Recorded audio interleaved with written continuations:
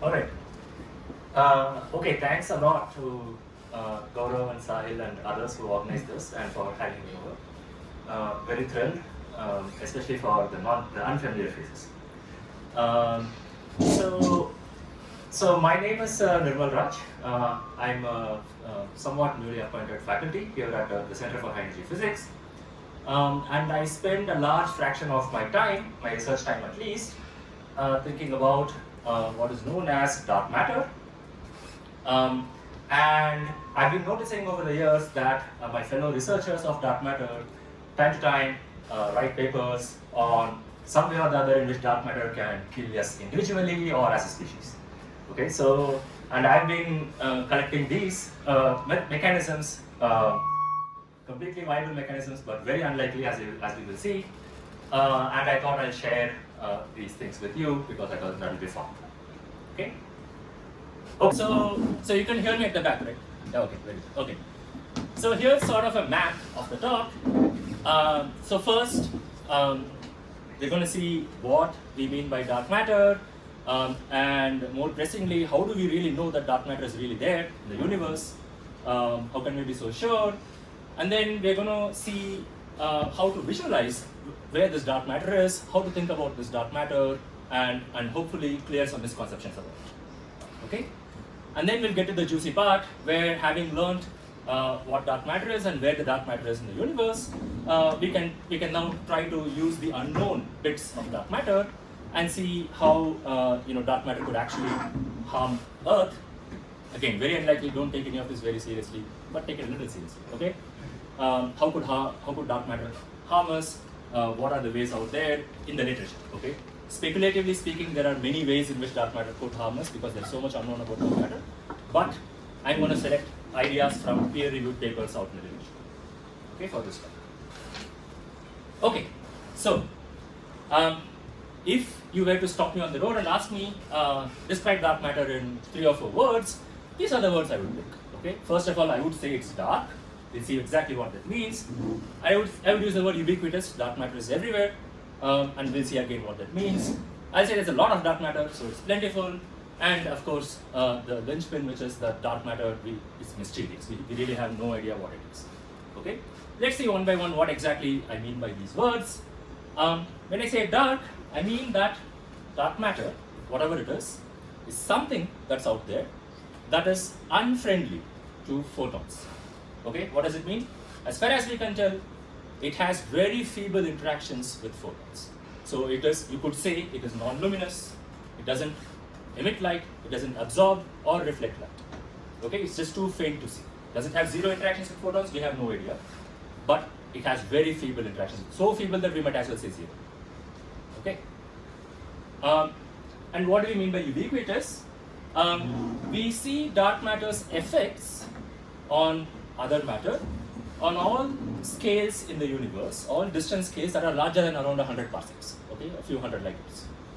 Okay, we see its gravitational effects all over the place. That is what I mean by its ubiquitous. It seems to be wherever you point our telescopes at. And then plentiful because dark matter, astronomers tell us, makes up 5/6 of all the mass of all the matter in the universe. Okay. And that is really what is so exciting about it. If it was just some very stray, random particle, then we wouldn't be devoting as much energy to study. But it makes up the bulk of the matter of the universe, which turns out to be 1/4, around 25% of all the energy in the universe. So where is the rest of the 70% of the energy? Some of you might know. Dark energy also. Exactly. It's in the form of dark energy. Despite the adjective dark matter has nothing to do with dark energy. They're physically completely different things, and we won't talk about dark energy today. Okay, that's a completely different thing, completely different mystery, but nevertheless it's a mystery. Okay, so what this all tells us is that only around 5% of the energy budget of the universe is in the form of atoms and electrons and photons and so on, everything that we know and love, everything that we can actually see, all the visible matter. Right? So as far as the universe is concerned, we are just a contamination. Most of it is dark matter and dark energy, right? And that's what makes it a very compelling subject to study. And finally, despite knowing these things about dark matter, it is very stubborn about revealing its microscopic identity to us. Okay, what is it really made of? If I tell you what, I mean, if I show, if you point at this table, you might start venturing, oh, it's made of atoms, it's made of protons and neutrons, quarks, and so on. Some might say there are photons bouncing off it. So there is a way to describe it in a microscopic language. But as far as dark matter is concerned, the best word we can use is stuff.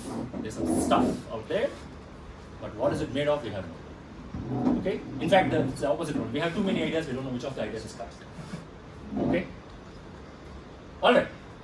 So, how do we know it's really there? To illustrate this with a two-body problem, dark matter basically pulls on everything else that's visible through the force of gravity. Okay, and this we already know.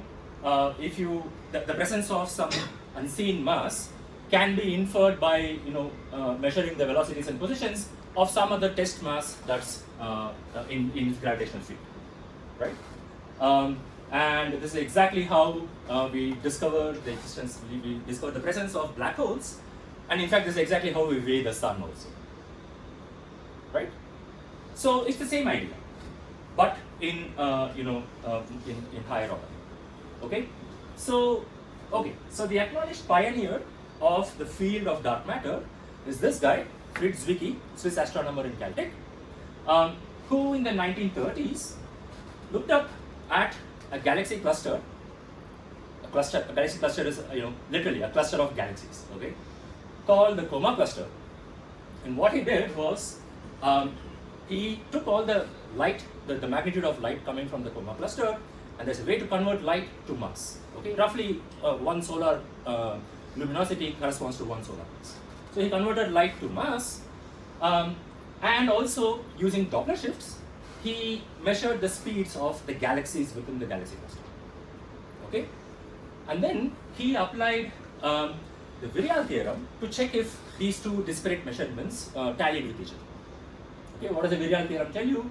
That once a system of particles has virialized, has equilibrated, there is a precise relationship between the kinetic energy and the gravitational self energy, right? So when he shoved the numbers he got through measurement into the Virial theorem, what he found was that these galaxies were actually moving too fast. Okay, I forget by how much. I think by a factor of 10 or something. That's significantly faster. And that led him to speculate that maybe these galaxies are moving too fast because there is, on the left-hand side here, there is some missing mass in the self-energy of the galaxy cluster. Okay, some missing mass that you just can't see, because after all, his way of measuring mass was to take light and convert that to mass, right? What if there's some more mass that you cannot get from light? Okay, so he was one of the first people to coin the word dark matter. He used the German word Dunkelmaterie. And this is a translation of what he said in that paper where he proposed this, the missing mass, where he says if this would be confirmed, we would get a surprising result that dark matter is present in much greater amount than luminous matter. So this was, I think, 1933 or something. Way back then, he already guessed that most of the matter is dark matter. Yes? What prompted him to check this? Oh, I really don't know actually. I don't know why he checked this out. I guess he just could. So, yeah. So this also assumes that dark matter has mass. That's true. Absolutely. It doesn't. Yes, absolutely. Yeah. Sir, That's a very good question, and we'll come back to that point actually. We have other pieces of evidence to tell us that dark matter does have mass. Yes. So this scientist did experiment for one cluster, but however, many more experiments have been done, and nobody disputes that it is not there. It is there. Correct. And we'll see all the other ways in which we have seen the presence of dark matter. And it's not just through clusters. Although since it's been 90 years since then, so people have seen every cluster, people have studied every cluster they could, and did verify that the Virial theorem is leading to this. But we'll see other pieces of evidence as well. Okay, any other questions?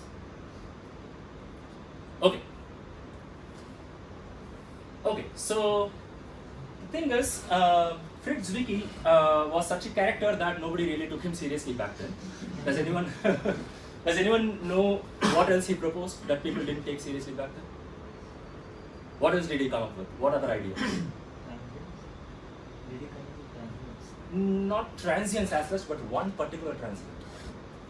He came up with the idea of core collapse supernovae, basically, and neutron stars, and gravitational lensing. Or not, well, that was Einstein, but then the feasibility of gravitational lensing, and so on. So nobody really took him seriously for any of this, and he famously called his colleagues spherical bastards because they're bastards anyway you look at them. That's the that was his phrasing. Okay, so nobody took him seriously until the 1970s rolled along, when astronomer Vera Rubin developed sophisticated methods of spectrography with her assistant Kent Ford, and they looked at Andromeda and later other galaxies as well, and using Doppler shifts again, they measured basically the radial velocity of stars going around the centers of the galaxies. Basically, they are measuring how fast the galaxies were spinning as a function of the distance from the center of the galaxy. Okay. Now, again, if you were to convert light to mass, this is the curve that you would have seen this curve, right? So, as predicted by Kepler's law, the mass distribution is such that this is what you would expect. However, what Vera Rubin and Kent Ford saw in about 72 galaxies, I believe, was that they all exhibited a curve like this. That's the data. The triangles are the data. Okay? That is, the velocity is basically flat. And that again led to the suggestion that this, enhancement comes from again some sort of missing mass in these galaxies. So at galaxy scales as well, not just at galaxy cluster scales, but now galaxy scales as well, there seems to be a lot of support for the idea of there being some missing mass, dark matter, right? So here's a picture of Vera Rubin using a telescope in broad daylight, but this must be some photo op, right? So, okay. Okay, even then, even in the 1970s, even then, there was really no sense of crisis yet. Okay, there's some missing mass out there. It's okay, our telescopes are not that good enough. So, Sir, okay, yes. Sir, during this timeline, only 1930s, 40s, relativity and quantum mechanics were being developed. So, what did Einstein and those people have to say about it? I don't really know actually. I don't really know what Einstein really had to say about dark matter as such. He had a lot to say about dark energy. That's a different story, but I don't know. They said nothing about it. Yeah, again, this is what I mean by people were not taking this even seriously. They didn't even recognize it as a problem. That's what I mean by there was not even a sense of crisis yet. That's just what it meant, actually. Good point. Okay, so until the 1980s, the weak sense of crisis was such that if you were to ask an astronomer or astrophysicist what is dark matter made of, they would point to this periodic table. Apologies to chemists. Okay. So what do they mean? They mean that it's all just stuff that's too faint to see in our telescopes, like planets, rogue planets, and white dwarfs, and brown dwarfs, and red dwarfs, neutron stars, black holes, and all sorts of degenerate stuff. Okay. So this is what they. So what is really the mystery here? We just can't see whatever is out there. That was what people used to think. Except when the 90s came, there were large-scale surveys of microlensing. Basically, you survey the sky for a long time, and if here's an observer, if there's some source, let's say there's a field of stars, say Andromeda or something, you would basically, if you had all these extra planets and white dwarfs and black holes and so on, you would basically magnify the stars that are in the background, and then you would see some transit events. Okay, a magnified transit event. That's called microlensing. People mounted large numbers of these surveys, and they just didn't find these machos, as they are called, massive compact halo objects, black holes, white dwarfs, neutron stars, and so on. Okay, they just weren't there. These are some constraints. We don't have to get into the details, but they just didn't find it. Okay, but even then, the sense of crisis, as far as I could tell by reading history, didn't completely settle. People were getting panicky a little bit. What really did it was precision cosmology. We entered the era of precision cosmology, where you could use the entire universe treat it as though it's a physical system in your laboratory, and we sent out some very sensitive telescopes like COBE and then later WMAP and so on, to measure cosmological parameters. Okay, and in particular, measuring the cosmic microwave background. I don't want to get into what that is exactly, but there is a background of cosmic, this background of microwaves that we are sitting in right now, left over from the Big Bang. Okay, so by precisely measuring the temperature and the temperature anisotropies of these backgrounds, and by studying them carefully, people were able to tell how much dark matter there actually was in the early universe, as opposed to visible matter. And that tallied with yet another pillar of precision cosmology, yet another pillar of the success of Big Bang cosmology, which is what is known as Big Bang nucleosynthesis. And this is basically the cooking of nuclei, especially light nuclei like helium, hydrogen,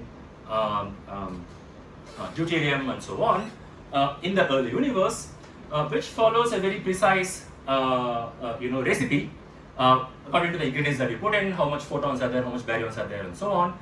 This picture completely tallied with this picture, although these two happened more than 100,000 years apart. Okay, so this is the success of Big Bang cosmology, and all of this put together led to the grand conclusion that indeed dark matter actually does make up more than 80% of all the mass of the universe, whereas atoms make up only 15% or so. And then the sense of crisis really set. Okay.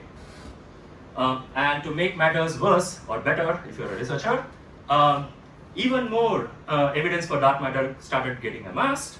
For instance, people who simulated the large-scale structure of the universe. That is, if you were to zoom out and then if you were to look into the universe from not from outside, from the edge of the universe, this is sort of the structure of the universe that you would see at the largest scales. Okay, where you have all these filaments and nodes and so on made up of galaxy clusters, basically. Now, people who simulated this, putting in the ingredients of dark matter, regular matter, radiation, and so on, found that the measurements that you actually make of the large-scale structure of the universe, again using spectroscopy and so on, those best matched up with the simulations only if you put in 85% of the mass as dark matter. Okay, that too non-relativistic dark matter, what is known as cold dark matter. Okay, so that is an indirect but a pretty good indirect evidence for dark matter. And then there is one of my favorite evidences for dark matter. It's sometimes called in-your-face evidence for dark matter, namely the observation of the bullet cluster. So it's not one cluster; these are actually two galaxy clusters. Okay, and what we are looking at is the train wreck left behind by the collision of these two clusters. Okay, so what has happened is, in the past, these two clusters have actually collided, and what we are looking at right now is what has happened after the collision. One of the clusters seems to have been faster than the other. That is why it forms this bullet shape through a bow shock, right? And in particular, what we are seeing in the orange and the yellow is through X-ray eyes. I mean, using X-ray telescopes. Okay, so that's the X-ray image of it. But it so happens that there are some light sources like other galaxy clusters behind this bullet cluster. Okay, in this line of sight. So we just got lucky about that. So people decided to look at this bullet cluster through gravitational lensing also. Okay, because there's a mass out here, there's a light source behind. Why can't we look at the light source being bent around and magnified and so on? And when they did that, they saw this surprising image. What they saw is that most of the mass of this system actually resides not here but out here. You can see my pointer, right? It's not here but to this side and this side. These contours are basically contours of equipotential, equipotential contours basically. Okay, so that tells you that most of the mass actually is outside, seen from gravitational lensing. And the only way this could be explained is if these clusters started out as mostly invisible mass containing some of these gases. Okay, and then they pass through each other. As they pass through, the gas, right, the baryons and the gas interacted through friction because they interact through electromagnetism, right? They dissipate. There's Bremsstrahlung and all these other processes. So through friction, basically they interacted and slowed down, and what we are seeing is a slowed down image. Okay, whereas the two balls of dark matter within which these gases were contained, those balls need not have interacted. Okay, dark matter doesn't have to interact, self-interact so strong. So those balls basically just pass through each other. Each ball was transparent to the other. They just passed through each other. Okay, so that explains these two mass clouds. So this is usually presented as in-your-face evidence for dark matter, but this is not the only bullet cluster. At the at the time of speaking, there's more than 60 such clusters that people have found and made lensing measurements of. All right. Okay. So these, I think, made a survey of all the important pieces of evidence for dark matter. But of course, two things that you would have noticed is that all of them in some way or the other involve gravity, right? Because the only thing we know about dark matter, the only interactions, the only fundamental force that we know that dark matter seems to obey so far is gravity. And the other thing is all of this is some sort of astronomical evidence. Right? Everything is by pointing telescopes and doing surveys and so on, right? But for a fundamental physicist, that's not enough. You don't want to know just what the bulk properties are. You want to really know what it is made of, what's doing it, what is its relationship with the visible matter that we are made of. What's really the, try to answer all the underlying questions. There are so many mysteries in fundamental physics. Does dark matter have any relation with those, and so on. Right? So what we lack is the particle physics knowledge of this invisible, non-luminous stuff out there. Okay, and that really is the mystery of dark matter. Its existence is established, but really what it is made of is the mystery. So to put that in more words, what that means is that we, using quantum mechanics and relativity, since the 1920s, putting them together in spectacular and surprising ways, we've built the language of quantum field theory, which is the most fundamental language that we can use today to describe the world. Okay, and for reasons that are beyond, I think, anybody, the quantum field theories seem to really work in explaining, all sorts of microscopic and macroscopic phenomena. Okay, and the jewel of quantum field theory is like grammar. Okay, it's like language or grammar. Now, the one book written by quantum field theory, the jewel of quantum field theory, which selected a particular model to describe the universe, is the Standard Model. Okay, the Standard Model of particle physics, and the Standard Model neatly fits all the particles that we've seen in the laboratory and elsewhere, the electron and the photon. I don't know if you've drawn the photon here. Yeah, there it is, and the Higgs boson, which is at the center of everything. People who have taken my nuclear and particle physics course would know this. All of this very neatly fits into the Standard Model, which is a manifestation of quantum field theory, right? Now, in this picture, dark matter, there's no place here in this very nice jigsaw puzzle where you can actually fit dark matter in it. Okay, we know it's out there. We know at some level it has to be made up of particles. But how does it really fit into the Standard Model and all this? We have no idea. Okay, that really is the physicist way of thinking of this mystery. How do you describe it in some quantum field theory that really fits into the Standard Model, or extend the Standard Model in a suitable way? Okay. Okay. So that's that about what dark matter is. Let's in the next few slides try to understand how to really visualize this dark matter. I just kept using the word stuff and so on, right? Well, how do we really think about it? How should you, where is it and so on, right? Okay, so I think this is a good picture to begin with. Let me first say that this is really not to scale, okay? Let's start with the disk inside. That's the Milky Way. We all know that the Milky Way is a pancake, right? A pancake of stars, a slightly thick pancake of stars, right? And gases. So that's what the Milky Way is. Although this is drawn very thin, it's not so thin, okay? It's a little thick. And then there's a little bulge in the center of the Milky Way. But when somebody says Milky Way, this disk is maybe the bulge also is probably what most of you would get in your mind. But cosmologists and astrophysicists and dark matter researchers, when you say the Milky Way, actually it is this that comes to mind. Okay, what is that? That is a halo of dark matter, a ball of dark matter that surrounds the disk. In fact, that's the wrong way of saying it. This is really the majority of the Milky Way, and the disk is a very little piece in the center. Okay, I have another picture later that shows this to scale. So here I've tried to represent the scale. The halo is about 100 kiloparsecs in span, and the disk is only about 30 kiloparsecs. Okay, and where are we? We are about 8 kiloparsecs, 8.3 actually, from the center of the galaxy. Okay, so this is where we are actually, and all galaxies are like this. In fact, astrophysicists define galaxy as a structure whose stellar kinematics, the Viriya theorem and all that, is determined by dark matter, not by the stars.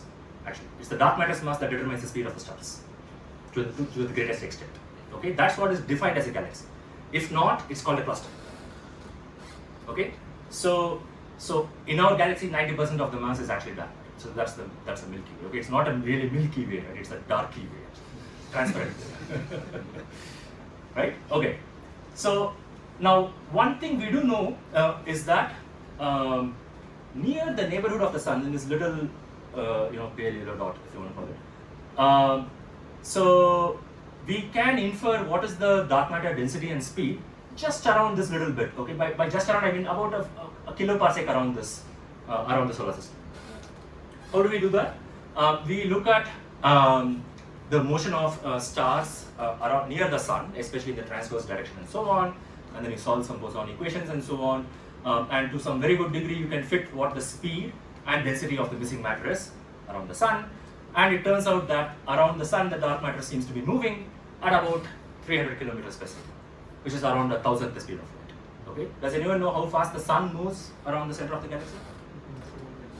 Yeah, 200 meters. So roughly the same, right? It's all roughly the same, which is not surprising because all of this basically virialized, right? All the dark matter and the stars and everything, all of them virialized, and then they're all at every given region, they're all moving at the same speed, according to the virial theorem, right?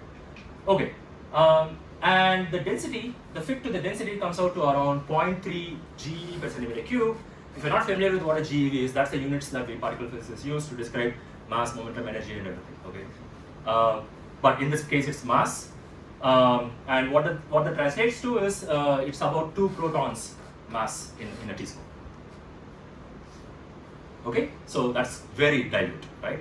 It's very dilute. Seems like it's very dilute, but then it makes up most of the mass of the universe. Remember that, because the universe is big, whereas we are in a very special place where things are dense, right? So it's a little wonky, but that's what it is. Okay, so one aid that has helped me to understand, visualize dark matter is, it's fun to think of, is there dark matter right now in this room or not? What do you think? I just told you what the density is. Is there dark matter in this room right now? No wrong answers? Sir? Yes. Sir, one thing that comes to my mind is that suppose you give a question paper and a student starts solving it. Yes. And in the end, LHS is not equal to RHS, but if we add plus something, then it becomes equal to LHS. Yeah. So here I write dark matter. Maybe I am using the wrong formula. Maybe the gravity. Okay. I should have addressed this actually. That's a very good point. Okay, let me answer your question. Then we'll come back to this. So, what is your name again? Major Avinash. Major Avinash. Okay, what Major Avinash is suggesting is that, I think you heard the question.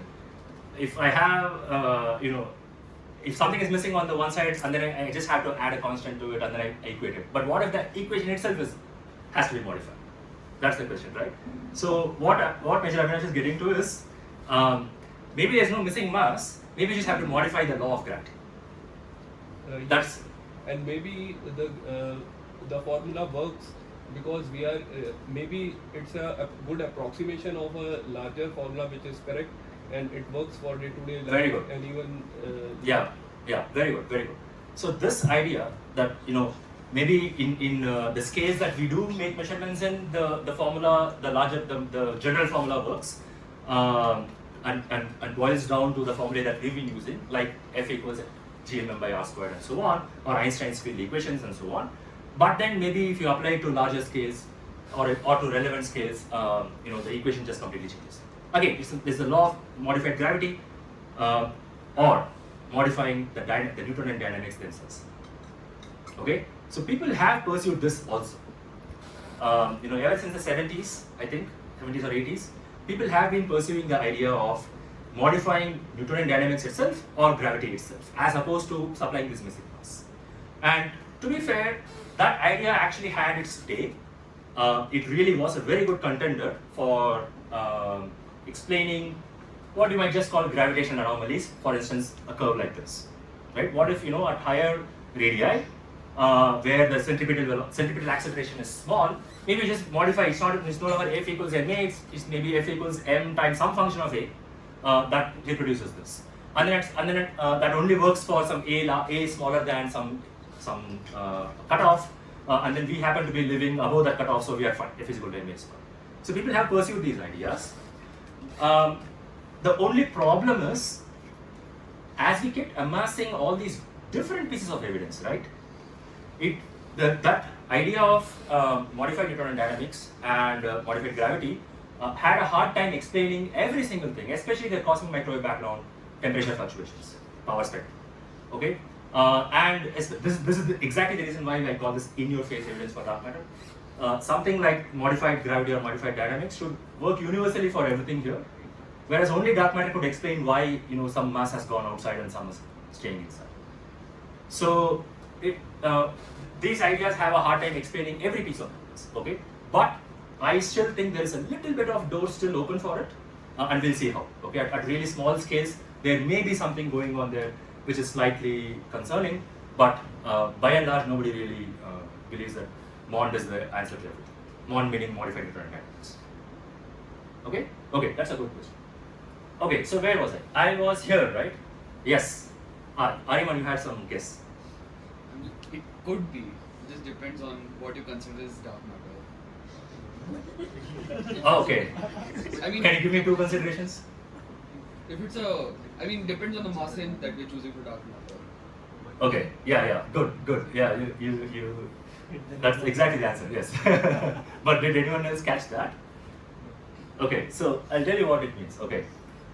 Before I exactly tell you what it means, let me ask a different question, which sort of answers the first question. We should ask also: is there dark matter in the solar system? Or can we be sure that there is any dark matter in the solar system? Actually, Avinash was saying that as far as we can tell, there is no solar. there is no solar system. There is no dark matter in the solar neighborhood. Is he here? Yeah, he's here. Quoting him. No. So that actually ties with what Ariman was saying. It depends on what we think of as dark matter. Okay, and which determines the mass of dark matter. Okay. So okay, let me throw some light on what I mean by this. I just told you that the density is 0.3 GeV per centimeter cubed. Okay, which makes it look like, obviously if in a centimeter cube I have 0.2 GeV of dark matter. Shouldn't dark matter be in this room? But I didn't tell you at what scales this density was measured at. Okay, this density was not measured like in the lab or something. It was measured in some astronomical scale. Okay, we'll get to what I mean with that in a second. To illustrate, let's imagine that the mass of dark matter is around 100 GeV. Okay, this is a very popular mass. This is where weakly interacting massive particles, which is a very good candidate for dark matter, is supposed to exist. So let's say it's 100 GeV. If I plug that into the density, right, then the typical inter-dark matter particle spacing comes to around 7 centimeters. In that case, I could say, yes, dark matter is in this room. Maybe it's in my body and so on, right? But there's a possibility that dark matter could be around 10 power 19 GeV, which is the Planck mass, which is where you expect the heaviest elementary particles to be. If I plug 10 power 19 GeV into the density, remember I only know the mass density. I don't know the mass, I don't know the number density, right? So if I plug that in, the number density comes out to be such that the inter-particle spacing is around 40 kilometers. Then obviously dark matter is not in the room. Maybe some of it is passing through Earth. Some of it is passing through Bangalore, right? So we don't know. We don't know what the mass is. We really don't know the answer to any of this. Okay.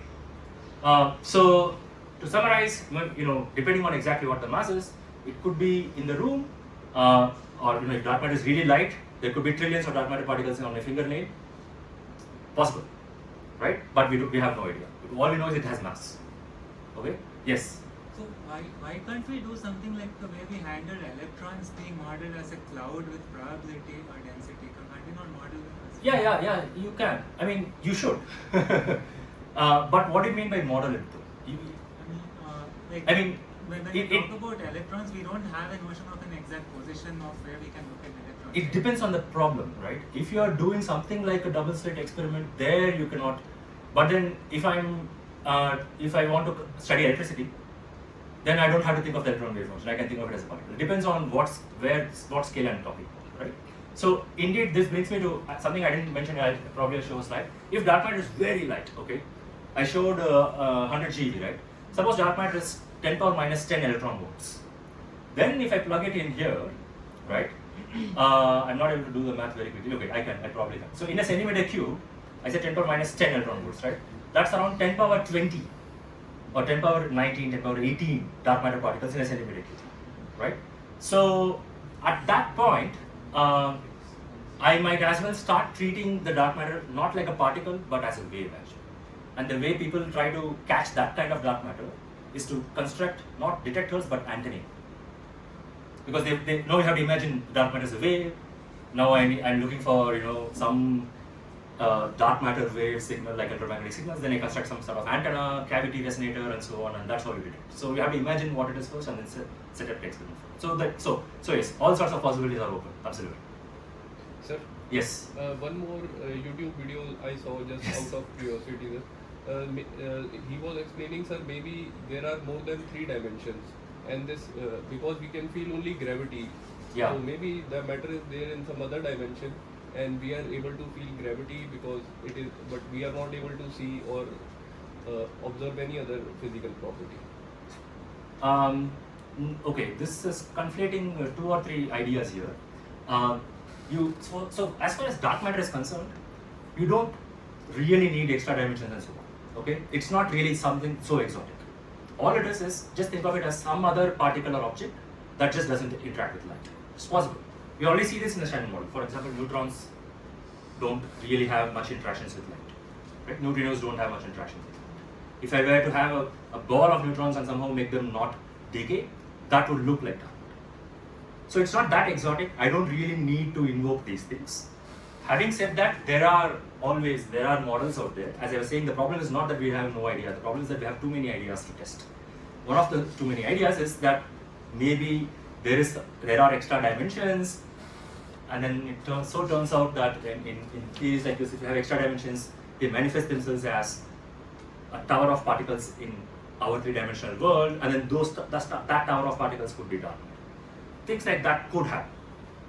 Okay, but for the dark matter problem, you don't need to invoke this weakening gravity or anything. It's just normal gravity, just like that. Okay. All right. So we were here that depending on exactly what the mass is, knowing only the mass density, maybe there's dark matter, maybe there's not in this room in the solar system. Okay. But if I were to ask you, in the 1 kiloparsec, a few hundred light year, a few thousand light year sphere around us that contains us, in this sphere, is there really some dark matter? Then definitely there is dark matter. Okay. What I mean by that is, these measurements of the density and velocity of dark matter were made on these scales actually, on basically a few hundred parsec scales, by looking at stars all around the sun at a few hundred parsec scales. So when people say the density is 0.3 GeV per centimeter cube, that's not what they mean. If you convert it to the relevant units, it's actually 10 power 4 solar mass per 100 parsec cubed. Okay, that's exactly what this is. But this is really what's being measured, because these measurements are coarse grained at the 100 parsec. Okay, but that's not the only reason we know that dark matter, that's the density at which we know dark matter exists, but also the fact that the smallest structures in the universe that are known to contain mostly dark matter, these are called dwarf galaxies, very small galaxies, we'll see that in a second. Those are the smallest structures that we've seen that contain dark matter. Okay, so that much we can be sure of. Anything below we cannot be sure of. We can at that point we are in theory land. Okay, we have to start guessing. So here's more slides illustrating that point. The smallest scales, as I was saying, are dwarf galaxies. What are dwarf galaxies? These are like satellite galaxies that are going around the larger galaxies that we know of. The Milky Way has a lot of them around it, and these dwarf galaxies are 100 parsecs to about 1 kiloparsec in span. We do know, as we saw, that dark matter is contained in even larger scales, like 100 kiloparsec scales that are roughly galactic scales, right? And of course, as we zoom out, this is a different variation of a picture that I showed before of the large scale structure of the universe. The nodes that you see here, these are galaxy clusters, okay, groups of galaxies, large groups of galaxies. And the galaxy clusters are around 1 to 10 megaparsecs in size. And we know for sure that galaxy clusters also contain dark matter. That's exactly how Zwicky started giving us dark matter, right? And then finally, at the largest scales also, gigaparsec scales, as shown in this picture, the effects of dark matter are very much seen. Dark matter does give the large scale looks of the universe. Okay, so this is more or less an accurate visualization of where all the dark matter is, where really the dark matter is. This is what astronomers really know. This is how much we know. Everything else is guesswork. Everything, the rest of the slides in this talk is guesswork. Okay, this is all we really, really know. Okay, so as I was saying, the smallest sizes in which dark matter is detected is around dwarf galaxies, right? And these are about, converting to human units, these are around 10 power 20 meters. But that doesn't stop people from building detectors, putting them underground, and looking for some sort of a scattering signature from a flux of dark matter passing through the detector, right? And these detectors are, roughly a meter in size, and that's kind of funny, right? Because the smallest that we are sure to know is 10 power 20 meters, whereas we are building a 1 meter detector, putting it underground and hoping that something will come and scatter against that. So there's a huge leap of faith, right? 10 power 20 orders of magnitude you have to jump down to really be sure that you'll see something here, right? PhD theses are built on these searches, right? Okay, so what is that leap of faith called? Theory. Okay, that's theoretical physics. So, so these are well-educated guesses, knowing the astronomical properties of dark matter. You write a quantum field theoretical model, and then you fit it as best as you can to the data, and then you predict a smoking gun. Sometimes a smoking gun is that some dark matter particle will pass through one of these detectors and light up the detector. Okay, that's the idea. Okay, so I think that covers one more. Okay, so I think we briefly mentioned this. So that we have theories. By theories, I mean well-educated guesses. So what are some possible identities of dark matter? We already touched on this. If dark matter is really light, ultra-light dark matter, I'm not sure if you can see this. Usually it's ballparked at 10 power minus 22 to 10 power minus 6 electron volts. These are very, very light particles. In this case, dark matter behaves more like a wave, and then you set up wave catchers like these experiments to look for them. And then at slightly higher range, there are some popular candidates called axions, which also behaves like a wave. So you set up similar experiments. And then if you go to higher masses, that's when the interparticle separation is wide enough that you can start thinking of them more like particles. In other words, the Compton wavelength of these particles is smaller than the interparticle separation. At that point, you can start calling it particles. Okay, if the Compton wavelength is larger, then just call them waves. So that's what you have. You have particle dark matter over here, spanning around 20 orders of magnitude in mass. That's when you get these detectors. These detectors are meant to catch these kinds of particles, and then dark matter could span really many orders of magnitude in range, all the way up to masses where they could actually dark matter could be in the form of black holes. Okay, and these are not particularly black holes that you know of, where some star collapses and forms a black hole of roughly a solar mass or so. That's not the case. These could be black holes formed in the very early universe, long before stars were formed. By other dumps of energy in space, you form black holes. These are called primordial black holes, and these could be very light, as in they could be as massive as the moon, or as massive as an asteroid or a meteor, and so on. So these are very light black holes. Or there could be just many clumps of dark matter, some macroscopic structures of dark matter. Okay, so basically dark matter could span 90 to 100 orders of magnitude in mass, and each of those corresponds to a different model for dark matter. There's so much model building going on over the decades and so on. Okay, now in this talk, the rest of this talk will mostly concern ourselves with dark matter that behaves more like a particle, neither a wave, not too light, nor clumps or black holes, not too heavy either. Okay? If that were the case, then for these masses, we can be sure that dark matter is probably there in the solar system as well. right? Maybe not in the room, but definitely in the solar system.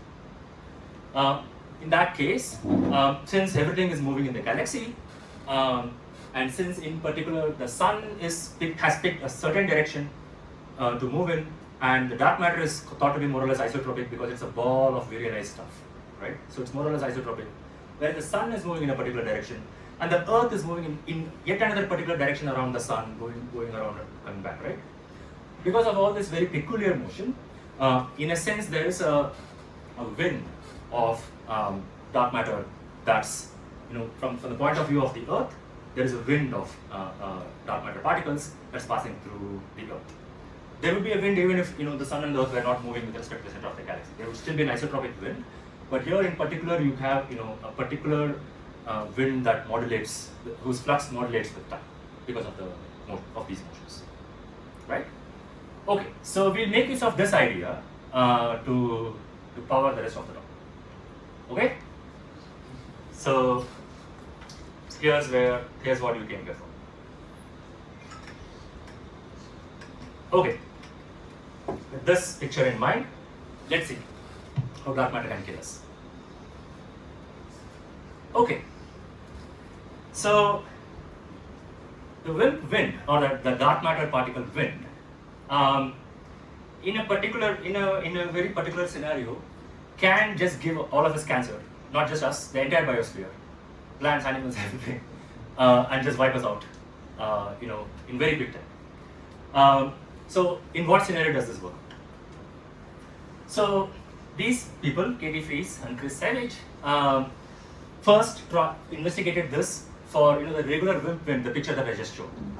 Okay, because if there is a wind, and if the dark matter particles, for whatever reason, if detectors hadn't seen their interactions, but if these particles interacted a lot with animals and plants, then wouldn't the dark matter particles deposit energy, ionize living tissue in the biosphere, and just cause all sorts of havoc? So they checked for this using the density and the velocity distributions and so on. And the good news is that they said, oh well, even if you had maximal interactions as allowed by experiments, then the annual exposure would still be negligible. And that is WIMP meaning dark matter particles. Okay, dark matter particle collisions are harmless. Okay, but that's the good news. The bad news is that, remember I said that we don't know how dark matter behaves below 100 parsec scale, right? If dark matter was not completely homogeneously spread out, okay, it's not a dilute floor, but if it were lumped into balls of dark matter, sometimes they're called subhalos, sometimes they're called microhalos, mini clusters, clumps, lumps, and so on. Okay, they go by many names in the literature. This could happen due to some interesting things that happened in the early universe that basically led to the clumping of dark matter. Okay, if that 0.3 GeV per centimeter cube was actually due to clumps below 100 parsec scales, then the very dense clumps once in a while could encounter the Earth, right? And these clumps, when I say clumps, clumps could be just Earth size. Earth size is nothing compared to Earth; is just a few thousand kilometers, whereas the 100 parsecs is hundreds of light years, right? So these clumps could encounter the Earth once in a while, given the speed and density of dark matter. And when they do, because they're so dense now, the rate at which they interact with things in the biosphere would be so high that they would, according to this paper by Yuan Poyar, they would induce radiation damage to all living tissue. Okay, and then he goes on to find out exactly what should be the mass of the dark matter and the clump of dark matter, such that the time between encounters of the clump and dark matter is roughly equal to the time between extinctions of species that seem to be periodic in the paleontological record. Okay, but it's not very clear that it's actually a periodic extinction that's going on. Some people argue extinctions are periodic. Some people say it's not. But anyway, yes. Sir, if dark matter was not uniform, or if we say that there was some space where it was more, density of dark matter was more, sir, would that not have been detected in gravitational lensing? Oh, that's a very good question. They would have been That's actually a very good question. But not all the masses have been completely covered actually. So even gravitational lensing has its limitations. That's what I'm trying to say. In particular, if the clumps are lighter than 10 power minus 11 solar masses, for technical reasons, the gravitational lensing won't pick up these clumps. Okay, but that's still enough to destroy the biosphere. But still it Yes. seems unlikely, sir, because then that means that some space is special, but in universe everything is same. There is no access, there is no some special place. But we are already, so the Earth is already a very special place, right? I mean, the universe is homogeneous and isotropic. But we are already in a very overdense and very special place where interesting physics happens. Right? So the specialness can be explained away if there is a consistent cosmological model that gives you these curves. And there are models. Okay, that's what I'm saying. But I want to emphasize the word unlikely that you said. Yes, it is unlikely. Remember, there's a lot of guesswork going on here. Okay, so don't take it seriously. Don't go back home and complain that this professor from CHEP is a doomsday prophet. It is unlikely. It is unlikely. This is just some fun discussion, right? Unlikely, but physically possible. That's the point. So there might be a lump of dark matter just around the corner. Okay, so forearmed is not forewarned in this case. So because there's nothing you can do if this is going to happen. One thing that can come to our rescue is that we know that the dinosaurs at least were not wiped out by cancer, right? They were wiped out by a comet. But we'll see. Okay. So what else can Sir, yes, one more thing, yes, sir. yes, If yes. it was clumpy somewhere, sir, then Yes. we would also have seen some planet accelerating, deaccelerating, all those kind of stuff. Yes, that is true. That also depends on what the mass range is, because the mass determines. So we know the density. The mass of the clump determines the number density of these clumps, which hence determines the rate at which the planets encounter the clumps, right? But then you also need a large enough mass to actually cause these gravitational perturbations. And I don't know if Avinash is here. So my student Avinash is actually breaking his head on exactly this problem. Actually, could you see planetary perturbations from clump passings of dark matter? Yes, that's a very good question. Okay. So what else can the dark matter wind do? It can just trigger massive volcanoes all over the place. Okay. So how can that happen? So I don't think this idea is really physically very strongly rooted in physics, but then we'll see. Okay. So what happens? What could happen is, dark matter. Now we're not talking about clumps. Okay. Even regular dark matter that's homogeneously distributed through the WIMP wind could scatter against the Earth. Okay. And through repeated scattering, it could lose energy with more scatters, right? And basically get trapped in the gravitational potential of the Earth, so that it's just orbiting the Earth. Okay. Many celestial bodies do this actually, right? They just get trapped in the orbital, the gravitational potential of the Earth and orbit around. But as it swirls around the Earth, it would again scatter as it crosses the Earth. It would again scatter again and again, and then the orbit size would shrink until it gets all the dark matter gets contained within the span of the Earth, right? And once that happens, it very quickly thermalizes with the Earth again through repeated scattering. The Earth basically refrigerates the dark matter, and all the dark matter sinks down somewhere to the center.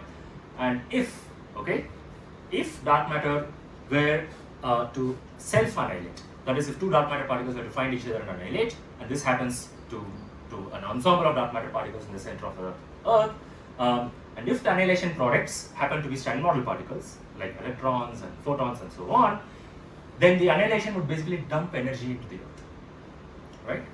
And you can actually dump so much energy. Okay, you can actually work this out with just 0.3 GeV per centimeter cubed. You can work out, given the Earth's size, how much energy you can actually dump.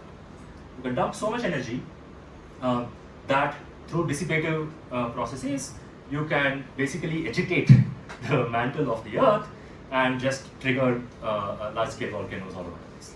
Okay, and this could happen. This could also kind of happen periodically. Okay, that's what this paper claims. It's not such a well-cited paper. I don't really know the veracity of the physics. I'm not a scientist and so on.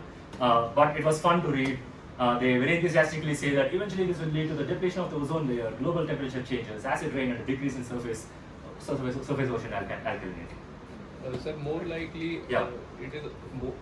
Think it is more likely that Earth will be pushed away from its axis, and that. No, that won't happen because however much heat you deposit in here, again given 0.3 GeV per centimeter cube and the velocity of dark matter, you will see that even if you capture dark matter over 4.5 billion years, the age of the Earth, you will not capture enough dark matter.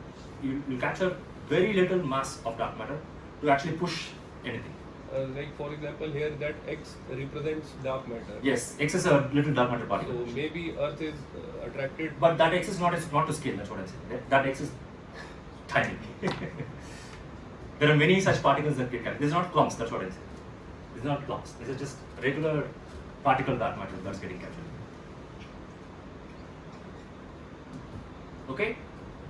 Okay. So so the dinosaurs were wiped out by comets. So why can't dark matter, give us comets? This was a paper, sort of infamously written by Lisa Randall. You might have heard of her, and Matt Rees, her colleague at Harvard. This came out when I was a student, much to our amusement. And papers are usually in our field published first in a preprint website called Archive, and you can write a little comment about the paper there, and then they very infamously wrote this comment: 4 figures, no dinosaurs, because they basically wiped out the dinosaurs with the dark matter. Okay, so what is the idea? I think it's a very cool idea. Not the dinosaurs, but the dark matter idea is a very cool idea. Okay. Firstly, for this to happen, you need the dark matter, some of the dark matter, to form a disk in the galaxy. Okay, you just saw that a disk is where the baryons live, all the gases and the stars live, and the halo, the sphere, is where the dark matter lives. But there can be some scenarios where you form a disk of dark matter as well. Okay, so for the physics students here, except my students,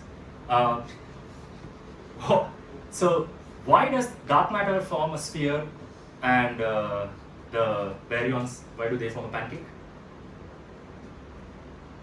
Who knows? No, you don't. You?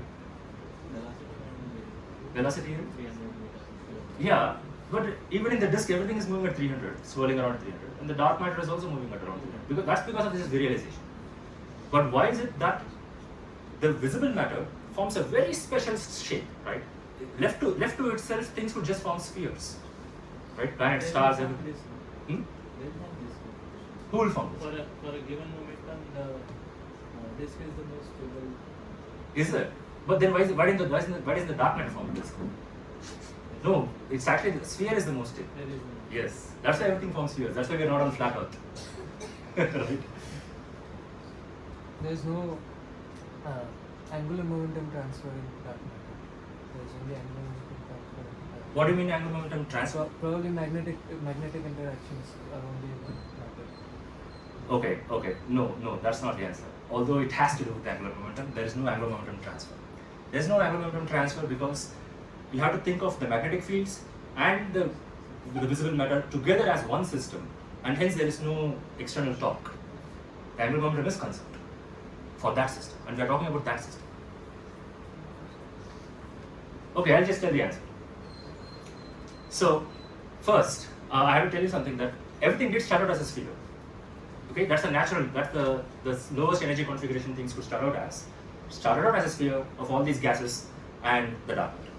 Okay, the one thing that differentiates the baryons from the dark matter is that the baryons have self-interactions through electromagnetism, and in particular they have dissipative interactions. What is dissipative? Through their interactions, they emit photons and so on and lose energy.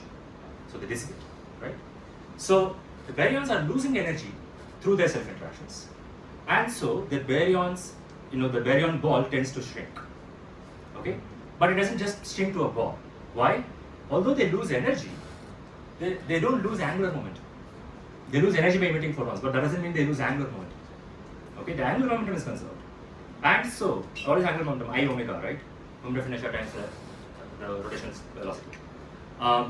So to preserve that I omega, the angular momentum, the best configuration that you can get to while shrinking is not to shrink to a ball, but to shrink to a disk, sort of a thick disk.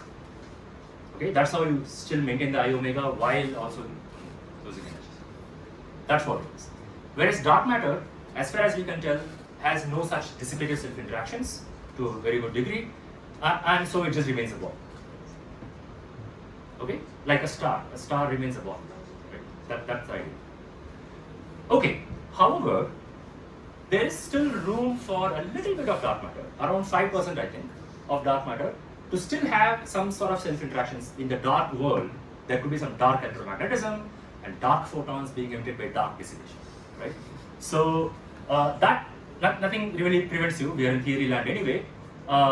So you can write down self-consistent models of this dissipative dark matter, such that a part of the halo is actually a disk.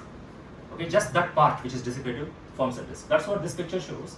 That's the spiral of the visible galaxy. This orange thing is a second disk made up of dark matter, okay, an invisible disk. And what these authors claim is that if you have two disks, there's no need for them to be completely aligned. They could be, somewhat misaligned, like this, right? And due to the way the gravitational potential acts, they're not going to just stay there. They're going to actually do this. Right? The dark disk, with respect to the visible disk, is going to oscillate around like this, right? And in their model, they are saying that the encounter, the overlap of these two disks, the visible and the dark disk, happens once in around 30 million years. Okay, if you are able to set it up in your model like that, which is what this plot is showing, the sinusoid, right, with a period of 32 million years, then around 60 million years ago, when the other disk passed through the visible disk, it would have probably perturbed the Oort cloud at the edge of the solar system, and because of gravitational perturbation, you eject some of the comets and asteroids in that Oort cloud, and one of those comets might have actually come and crashed in Earth and killed the dinosaurs. Okay, so sort of an infamous paper because there's not much statistics to this. It's speculation, but it's fun. Okay, and they're tenured anyway. So, but not just that, it didn't stop there. Lisa Randall went on to wrote a best-selling book on this. So when I visited Cambridge, Massachusetts, her book was in every bookstore actually. But it's a very good book. I mean, despite the title, despite the sensational title and all that, it's actually a very good book that teaches good physics. Okay, so if you get your hands on it, do read it. Okay, so what else could dark matter do? To doom us, it could basically form a black hole in the center of the Earth or the center of the Sun, and that black hole could accrete and eat the rest of the material of the Earth and the Sun, and basically destroy the Earth, destroy this body. Okay. In fact, this paper was titled "Dark Matter Destroyer of Worlds." This was way before the movie Oppenheimer came out. So these are all most of them are my collaborators. Joachim Kopp was here last Friday and gave a very nice talk. Okay. So the idea here, what is the idea? Again, there is some parameter space in the cross section of dark matter scattering on nucleons versus the unknown dark matter mass. There is some parameter space where again dark matter could scatter on Earth, capture, thermalize, settle into the center, but now you don't have annihilations. Suppose dark matter did not annihilate itself, right? No need to. In that case, then they just accumulate, and then if the dark matter is a fermion, let's say, then the accumulation of dark matter, whatever its sizes, could exceed its Chandrasekhar mass. Okay, the Chandrasekhar mass being the maximum mass above which the self-gravity cannot support. Sorry, whatever radiation pressure you have, whatever degeneracy pressure you have, cannot support the self-gravity, and you just collapse under your own weight, right? So it can exceed its Chandrasekhar mass and form a tiny black hole. By tiny, I mean really tiny. It could be, like not even a millimeter, micrometer or something.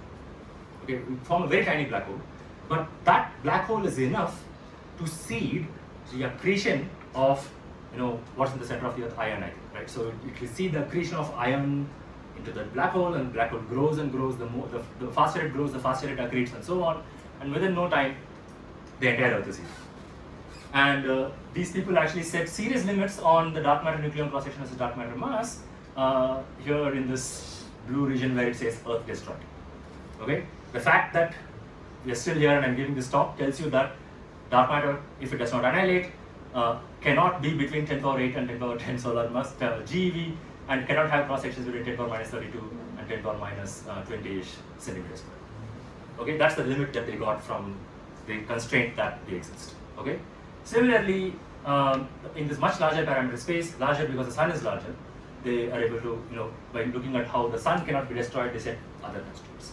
Notice that these constraints are overlapping with other constraints down here, which actually come from laboratory experiments. Right? So this is a very relevant parameter space actually. Sir, like this, Yes. There are millions of objects in the That's true. universe, so we can home down to a very narrow range. Not a very narrow range, but a narrowish range. Yes, indeed.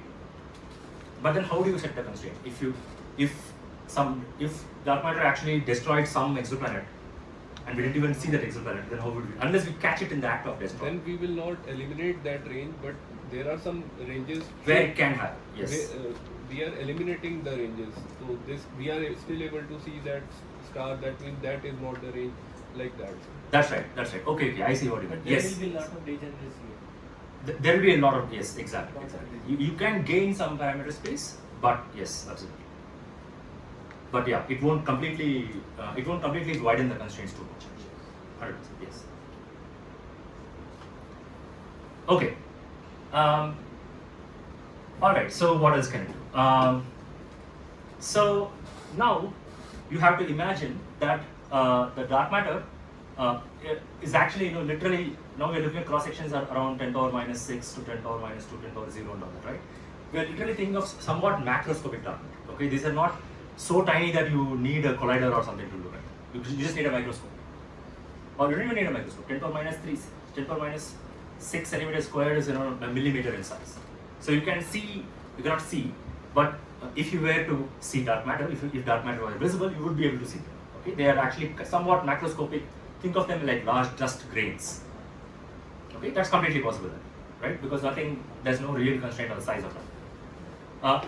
If that were so, and if this dark matter is pretty heavy, we are talking about grams here, okay? And a good dictionary is that a microgram is roughly plug mass, 10 power 19 G. Okay? Then in this window of parameter space of masses and cross sections, you will be able to deposit, if the dark matter is passing through the Earth and especially passing through somebody, through whatever it passes through, it will be able to deposit about 100 joules of energy at least. Okay? A joule is about 10 power 10 GeV, so you can do the conversion and see this. If that were the case, you can now set a constraint on dark matter from the fact that nobody has died due to some very grisly looking gunshot or meteor strike kind of wound. Okay? And so this paper is literally called Death and Serious Injury by Dark Matter. Again, it made waves when it came out a few years ago. And they set limits based on 10 years of data on the population of the US, Canada, and Western Europe. Because these are the populations that are very well monitored with CCTV and news coverage and so on. So that if somebody were to die with some very gory looking hole through them, if it happened in the backwaters of, say, India or something, I think that's what they're thinking is, then nobody would know about it. But if it happens in these populations, then people would know about it. People would have heard about it. So they literally took hospital data. No kidding. Go read this paper. They took a lot of hospital data from all these countries, and the fact that none of these grisly looking incidents have happened gives them a bound that looks like this. Okay? Alright. Any questions? Okay, very good. Okay, so as I was saying, it's not just mass extinctions. Dark matter can kill you. There could be a dark matter particle with your name on it. That's what I want to say. Okay. Okay. Alright, so this is not really a paper. How many of you have seen this movie? Or heard of this movie? Okay. So here, this is a movie. I saw it only because it has Meryl Streep in it, and it had the word dark matter as the title. So it's based on a true story. The true story is not based on dark matter. Okay, so the true story is based on, I think, some cosmology or something. But what happens in the movie, spoiler alert, sorry for that, is that this guy is the advisor, and he forbids his student from working on dark matter for political reasons. And the student gets so frustrated about this because he wants to do research in dark matter and get a Nobel Prize. Actually, he has some theory of dark matter which he thinks will get a Nobel Prize. He gets so frustrated about this that in the end, despite Meryl Streep's, Meryl Streep, I think, is a social scientist in this. So despite her moral support, he puts a bullet in his advisor and himself in that order, of course. Okay, so you can see why all his friends work on dark matter.